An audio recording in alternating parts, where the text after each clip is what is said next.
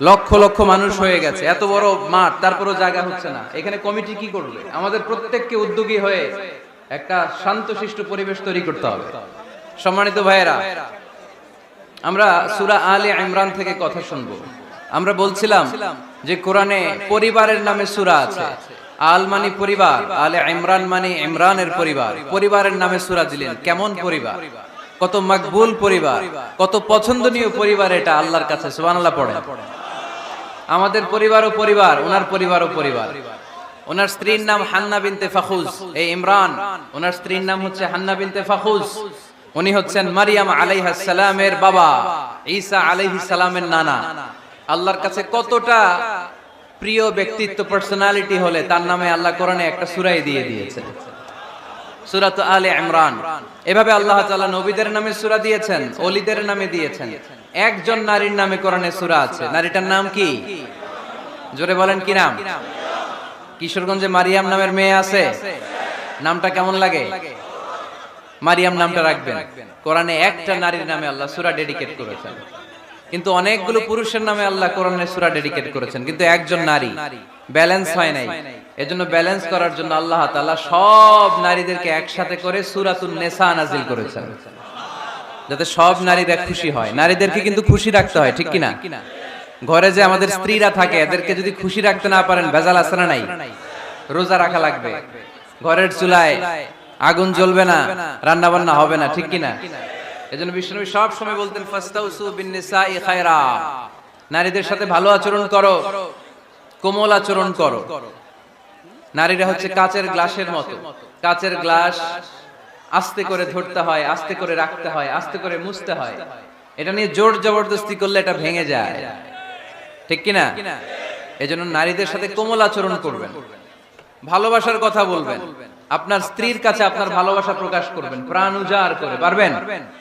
সবাই পারবেন তো? ওই যে ইয়াং ছেলেপেলেরা বিয়েই করে নাই, কয় জি পারমু, মানে আগে থেকেই রেডি।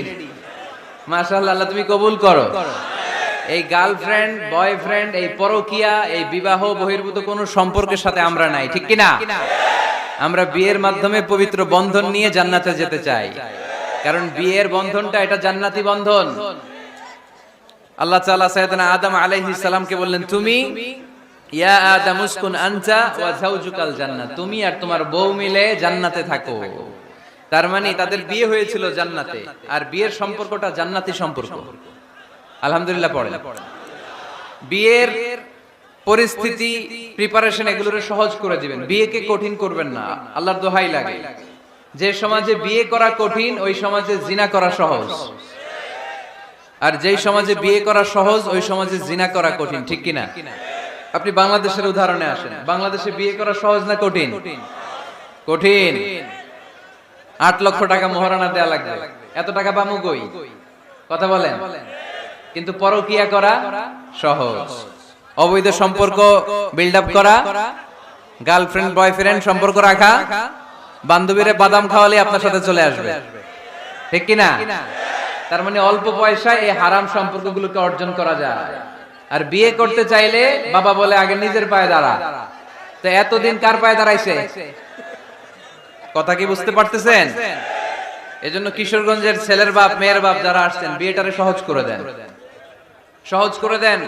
এই উঠতি বয়সের যুবক যুবতী, কিশোর কিশোরী, তাদের যৌবনের তাড়নায় যে পাপগুলো করে তার একটা পার্সেন্টেজ গুনাহ আপনার বাবা হিসেবে আপনার আমলনামাতেও আছে না নাই? এজন্য খবরদার, বিয়েটারে সহজ করে দিবেন, পরিবার গঠন করবেন। বিয়ের চাইতে ভালো কাজ পৃথিবীতে হতে পারে না। বিয়ে করলে রিজিক খুলে যায়, কপাল খুলে যায়। ওয়াদাটা কার? চিল্লায় বলেন কার? কাজী নজরুল ইসলাম অল্প বয়সে বিয়ে করেছেন। আমাদের স্বাধীনতার স্থপতি, এদেশের মহান নেতা বঙ্গবন্ধু শেখ মুজিবুর